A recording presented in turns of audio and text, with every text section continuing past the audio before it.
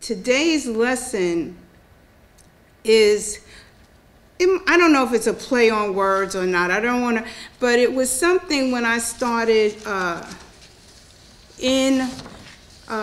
really getting in depth with the science of mind work, Louise Hay, Ernest Holmes, Butterworth, who else did Unity Church, which I joined as well. I began to question some things. And so today's lesson is the joy in powerlessness. And in New Thought, powerless is not a word that I hear a lot. I don't hear that word, powerless. I don't even know if it's acknowledged. But I do acknowledge the word powerless. And I've been in the 12-step lifestyle for going into my 41st year. So the word powerless is a word that I embrace, actually.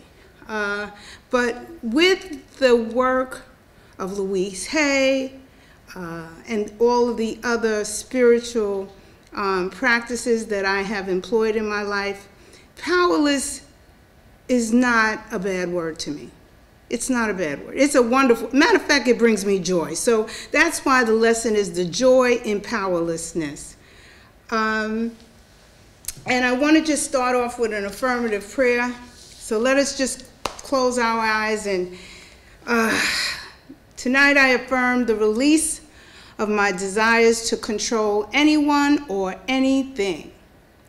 These desires are manifested for me, through me, by divine consciousness. I revel in the joy of being released from the bondage of self. I experience the divine and its abundant wisdom flowing over me as the ocean of love. It is wonderful to be me. It is phenomenal to be me. I am free to be me. I declare that I am a change agent in this world. I am restored to my throne of serenity and peace.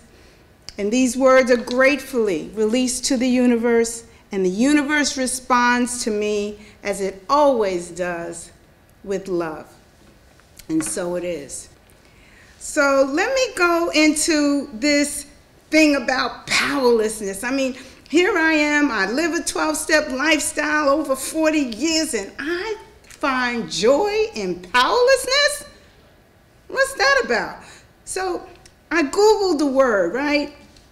And it's a whole big definition. I took a part of it, and powerless refers to a state of being without power, without being in control. Feeling helpless, unable to influence a situation.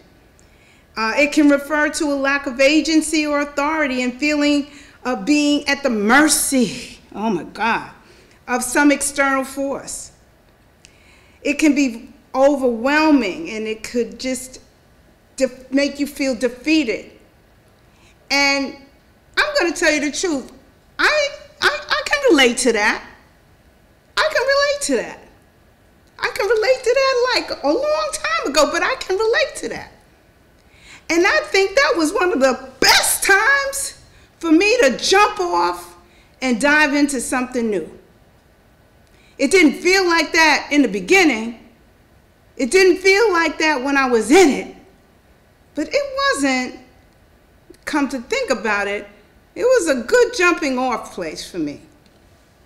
So I began to think about it, and I said, what if powerlessness meant the joy of letting go and letting the divine take care of me?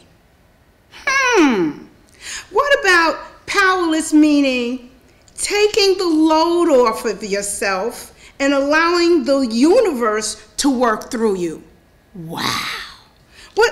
Wait, what if powerless meant releasing control of circumstances that have nothing to do with you and your well-being? I mean, when I thought about that, whenever I release control, that's why I had that song on, I feel like I lose 10 pounds. Like, you know that saying, a load is off your back? When you release. release and let go. And you get, and you release the power that, because I really believe powerlessness is part of an ego state. It is not of God. It is not the you that is you. It's that thing that wants to keep you at a disorder, at a dis-ease, as a sense of chaos. That's what that power, that's when we start to really feel that we are completely defeated. So powerlessness means I'm on the right track. I can relinquish control. And figuratively speaking, I do lose a little weight. Now, don't try that as a thing for losing weight, but emotional weight is powerfully heavy. It is powerfully heavy. Your body starts to get swing, and you want to sleep. You get heavy. You heard that your heart gets heavy. Yeah, that's because it's a state of being powerless. You can't do it. And I want to say you can't do it alone. That's what I want to finish that. You can't do it alone. I believe that God created you because God didn't just want me in this world. If it was just about, me in this world, then there wouldn't be you. But you're there for a reason. Again, I'll do a Barbara Streisand line. People who need people are the luckiest people in the world. This community is one of the best things that happened to me. And how did it happen? I had bilateral sciatica and I couldn't walk. And I made a decision that even though I was powerless over this particular condition, that I was going to do a joy plan, and that Sunday part of my joy plan is I was going to go not to read Louise Hay. I was going to go someplace where Louise Hay studied. And I remember coming on this Zoom, and I cried my eyes out. I cried because by myself dealing with this condition, I was powerless. But when I came into the community and I came on this platform and I heard the words that I knew, I became powerful. Man, I tell you, I became so powerful that in that 1.5 hours, the sciatica was, I don't know, it went over there. So to be powerless is to give up that sense of ego and allow. See, I love those words. Allow the power to come, allow the power to be, because it's got to be invited. Work for me, work through me. So this is what Powerless was when I thought about it. I love this one because Dr. Greg, I fell in love with Dr. Greg when he used to say, "Stop in the name of love." I fell in love with that line. And then I would sit over there and I would finish it. "Before you break my heart," because if I don't stop in the name of love, I'm going to break my heart. Speaking of Dr. Greg. So I love that. So this is another take I took.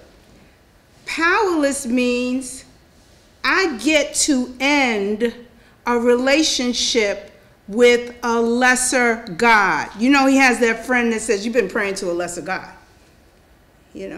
So when I let go, I begin to align myself with a power greater than myself. That's what my powerless means. That I get to grow. So to admit powerlessness does not mean I am admitting worthlessness or weakness.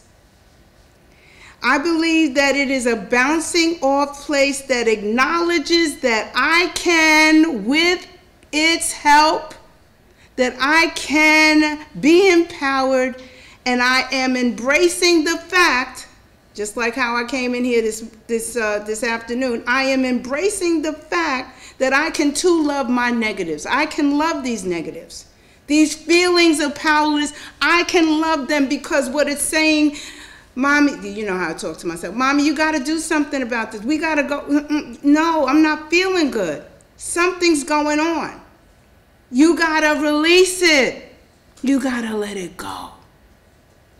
So, as I said before, it's not worthlessness. It's not worthiness. It's not it's not worthlessness. It's not weakness.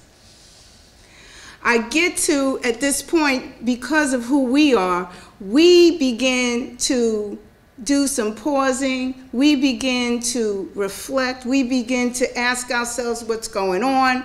We get our tools out. Maybe we need to do some affirmations. Maybe we need to look at the vision board and see where we are in it. Maybe we need to call a friend. Maybe we need to go help somebody. Maybe we need to get out of ourselves. You know, but this is what I love about who we are. That we can have a feeling of powerlessness, but not stay there. Use it as a bouncing point to bring the power in. Go to the power within, but never at a state of helplessness and hopelessness. I don't find that in this platform. I really don't. But I wanted to just touch base with that word because that word is really powerful for me. And I kind of like recognize it, but I go to my second step. There is a power that is great in me. And whoa, whoa, whoa. That's a great power. Now, there's another definition that was in that whole Powerless Google check-in. And this is what it said. And this is where we come in. And this is what we know. From a spiritual perspective, human beings or spiritual beings having human experiences, from a spiritual perspective, powerlessness may be seen as a call to surrender to a higher power. Powerlessness may be seen in a spiritual perspective as the release or the detachment to ego-driven desires. It can also be, and I love this word, it can also be an opportunity. How many people love that word opportunity? That word opportunity means I'm stepping into some growth. I'm expanding my territory, right? I'm getting ready to get a new experience. So I get this opportunity based upon the fact that I am, quote unquote, powerless. I get the opportunity for growth, and it invites individuals, I love this word, cultivate resilience. Didn't we just talk about planting the seeds earlier this month? Cultivate resilience, because that's what we do. We do it here. We cultivate resilience, we cultivate acceptance, and we trust in the unfolding of life's journeys. That's what powerlessness brings to the forefront. So ultimately, and I'll end with their definition, ultimately the metaphysical meaning of powerlessness calls for a shift in perspective from one of helplessness to one of surrender and empowerment through spiritual connection. I'll read that again. Ultimately, the metaphysical meaning of powerlessness calls for a shift in perspective from one of helplessness to one of surrender and empowerment through spiritual connection. So if you look at the word, I'm powerless, but you look at the word surrender. That feels good. Powerless, surrender. Ooh. When I feel surrender, I feel like, yeah, I really let go. I'm not fighting. I'm not putting up no fight. I'm done. I release. And I love the fact that I am taught to release inward. I get to take that breath in. I get to connect. I get to pause. I get to be. I get to know whose I am and who I am. And I feel good. Let me share you a story. You know, I don't know if you realize it, but 4 years ago, the world went into a crisis. It was called a pandemic. 4 years ago, March 28th, 4 years ago. And I remember having this conversation with my girlfriend, Mo. She's been here. She's not here a lot because she's 7 hours, 5 hours ahead of her. So she's 1 o'clock or 2 o'clock in the morning, but she comes sometimes. And so she lives across the, I'm like, what are we going to do? Because we have this 12-step lifestyle, and they, you know, there's some things that we do, and like, what are we going to do? And we were powerless over the pandemic. Huh? Were we? Could we change that that there was a COVID virus? Couldn't change that. But there was God in us. And the God within us, you know, I talk about, Annie, you shake your head yes and up because I love you, always shaking. I love you, you smile a lot and you shake it. But we realized that we were God with skin on. And that even though we might have been powerless over the quote-unquote pandemic, we were not powerless over what we would do with our lives as a result of the world experiencing a pandemic. And guess what came out? Zoom! And we made a decision that we would have this Zoom meeting. We made a decision that this Zoom meeting was not only going to expand, it was going to expand across the pond. So it would be a USA, UK connection. And we based it upon anyone who followed a 12-step lifestyle. We didn't care what 12 steps you were in. There was none of, what we wanted to do is have a safe place for the language of the heart to be expressed. And family, we met 5 days a week from Monday through Friday, 3 p.m. Eastern Standard Time until it was over, and usually it was over about 5:30. We had over 30 people, and it was like what we needed in that moment because people were afraid. But when we stepped ourselves into that meeting, just like when we step ourselves into this platform, we are empowered. We feel it when we come in here.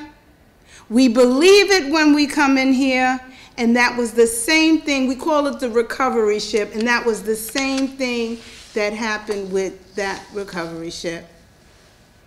And even though that might be, Zoom might be a part of the whole artificial intimacy thing, it is definitely a part. It was a part of a spiritual thing, because, and I was listening to, I think it was Brene Brown. When you come in here with, and this is what my take is, she didn't say this, when you come in here with spiritual intentions, you receive spiritual intentions back. You receive that gift back. So I can come into this room, into this platform, and feel you. I have cried like a baby with you. I have seen people cry. I have seen people share their intimate, what you would call secrets, because they felt safe. And so this platform, that platform transcended any kind of wires or internet. It went straight to the soul. And you know why? Because we weren't powerless. Right. We have to know, and we said this last week, I think it was last week when I was here, we have to really get to know that serenity prayer. That serenity prayer is powerful. That part that it says wisdom to know the difference, I love that part. Because there's a part that we do and have control over, where we are not powerless over. And then there's the part that we are. It's almost like, listen, that ain't none of your business. And the teenagers say, Miss V, stay in your lane. Oh my God, little fresh kids, stay in your lane, you know. So you've got to know where your lane is, where your power is. And so when I looked at the serenity prayer, let me go back, because I want to really express this part. And I'm going to be very vulnerable. Well, I'm not going to be very vulnerable. I'm just going to say out loud that I was a little uncomfortable about having this as a lesson, the joy of powerlessness, because I didn't want to step on any toes. But in here, we empower each other. We give each other the courage to say, let me test this out.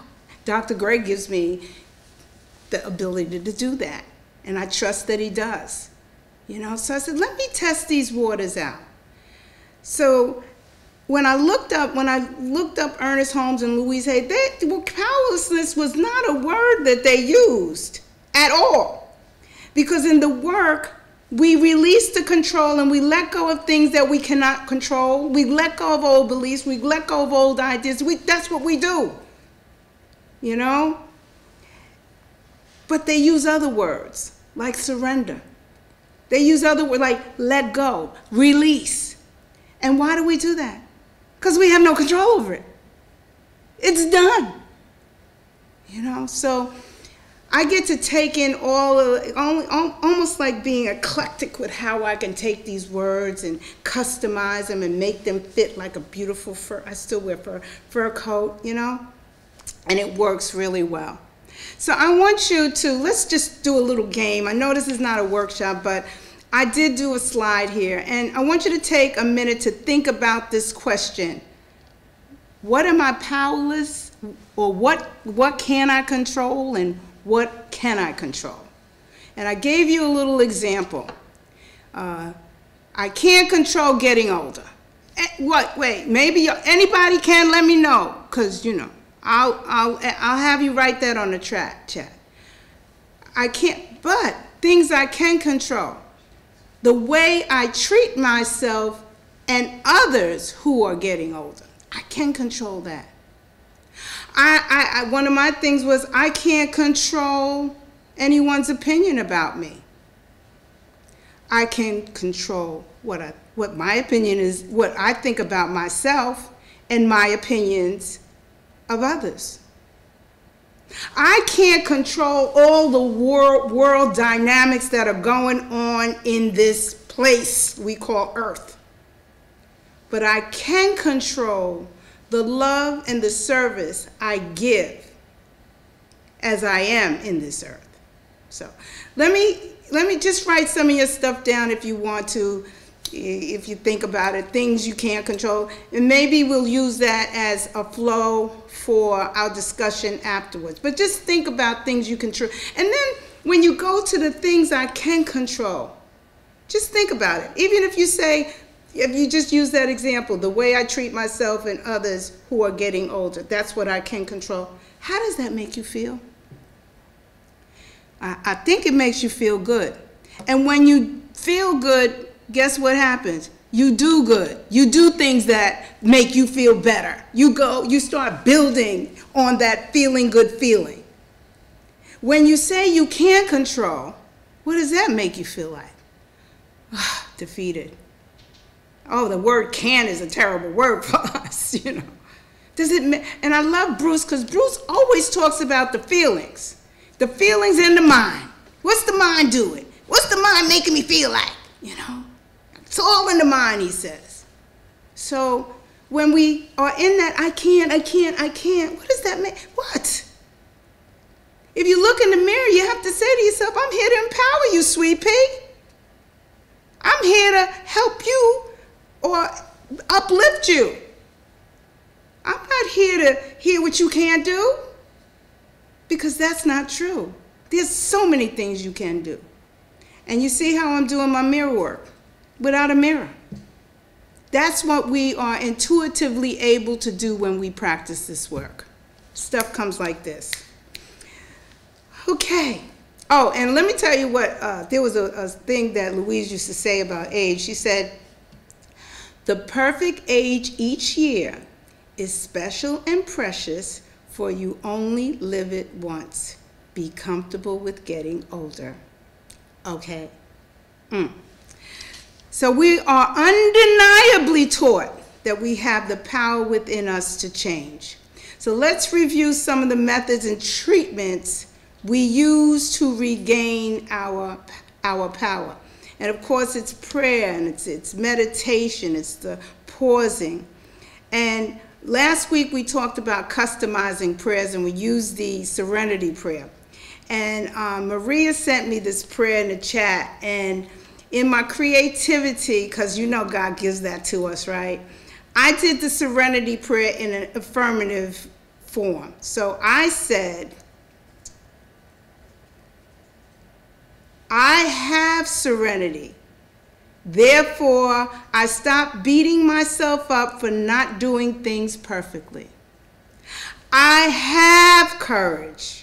Therefore, I forgive myself because I'm working on doing things better. I have wisdom, and I know that I have wisdom to know that the universe loves me just the way I am, and I love me too. And so you can begin, and I don't know how you do it. I love to just do the writing, and I just customize it, and I put it in the eye, and those are the things. And while you're doing that, you're not powerless, trust me. Powerless is a word all the way out there. It doesn't exist, right? It doesn't exist, because I believe the universe, I believe God wants us to live in our power. I really do. I guess the one Dr. Greg talks about, the lesser God, I guess that one wants us to live in our powerlessness. Yeah, the lesser God, but not the God that we know. Not the higher power that we have within us. Because and you know I love Marianne Williamson. It is in our light that we are able to not only shine, but to liberate others. It is not in our darkness. Now let's look at what Ernest Holmes talks about in terms of tapping into our power, and some of the ways that we do it here at Science of Mind Church. So he teaches us to tap into our inner power through a variety of methods, and one of them is affirmative prayer. And I am really learning more about affirmative prayer. I was always an ask it kind of thing, like, God, could you please? God, please, you know. See, what I'm learning, you know, and I can learn from you as well, but what I'm learning is that I declare it because it's already done. It's probably more of me having to believe it than God. You know what I'm saying? So I declare it, you know, and I declare that God is my source and my power, and I am supplied, and so it is. And so affirmative prayer is a great way that we align ourselves with power. Another thing that he talks about is creative visualization. And that is where, and Dr. Greg is doing it a lot with the meditations if you come on Sunday, visualizing what it is that you want or have or need to just experience, because some of us are just running around so much that they don't even know that they have it because they're running around, like me sometimes. I don't know about you, but I do. I have all this abundance, and I'm like, and I don't pause to enjoy it. Anybody know what that looks like? Oh, okay. But creative visualization, the practice of creative visualization, which you use your imagination to vividly picture your goals and your desires, and that they're already achieved. That's why the vision boards are really good, because you have those pictures of what is, not what you wish you had. This is what is, you know, and so visualization is a really great creative exercise. The third thing, understanding the nature of the mind. Bruce, I know you're going to love this one. Understanding the nature of the mind. Understanding that the mind's connection to universal intelligence is essential for tapping into inner power. Now, God is everywhere, but please check in with you first. You don't want to go outside until you check inside. You know, that's powerful. And then you want to make sure that the donkey, I love the donkey. Listen, I would love to just talk over and over again about the donkey was good. Okay? Got to make sure we're on the donkey. Okay? So the nature of the mind is important, and it is to be trained to connect to universal intelligence. It has to be trained. And that takes time. That means you got to stop running around. That means you got to stop. You got to pause. You got to stop in the name of love before you break your heart. Yeah?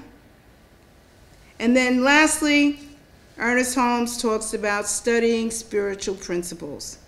He believed that studying spiritual principles and universal laws, such as the law of cause and effect, the law of attraction, the power of love, can all help us harness our inner power and create positive change in our lives. And that is a real biggie.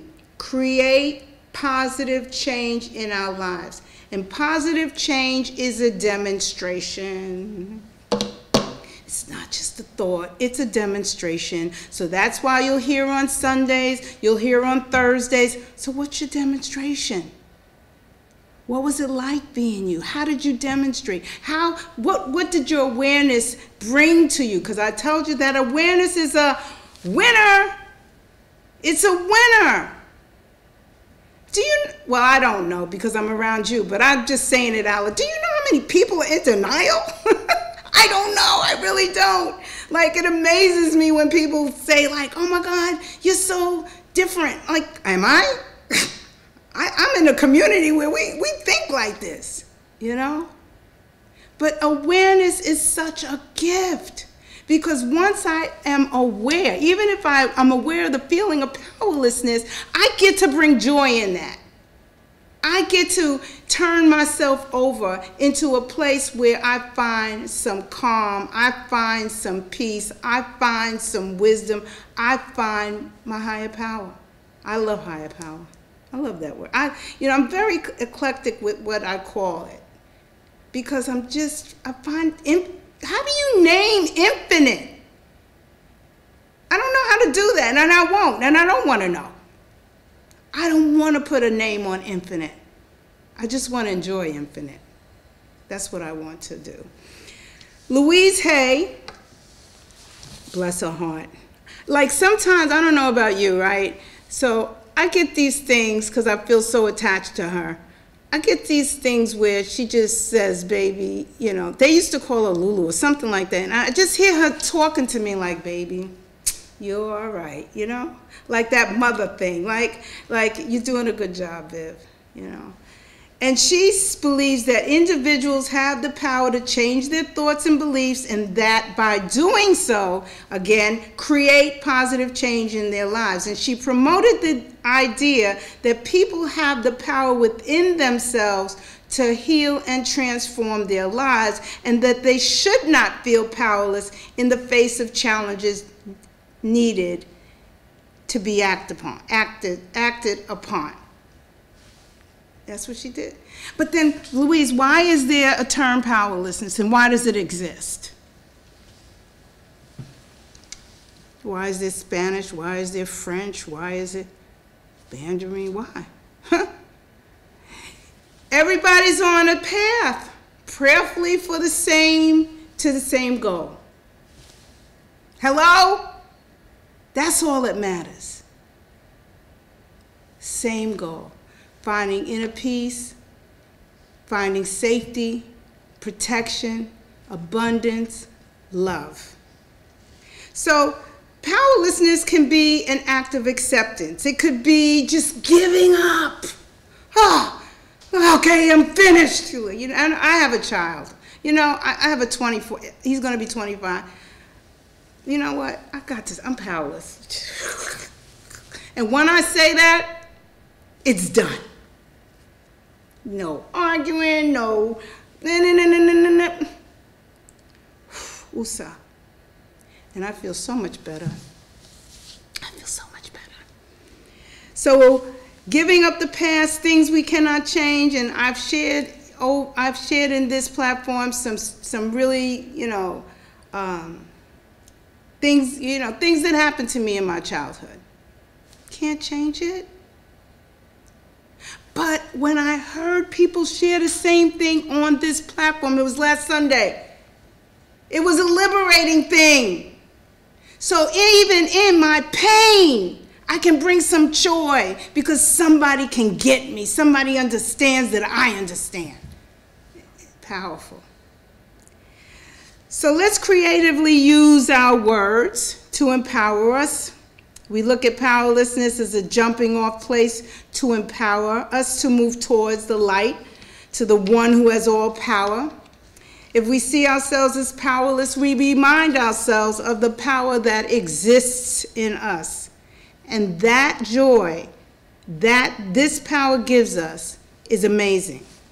Let us use gratitude as a tool, knowing that divine exists in us and not just in some of us, all of us, and it works for us as long as it can work through us. You know, there's just certain things that I am just so grateful that I've learned here.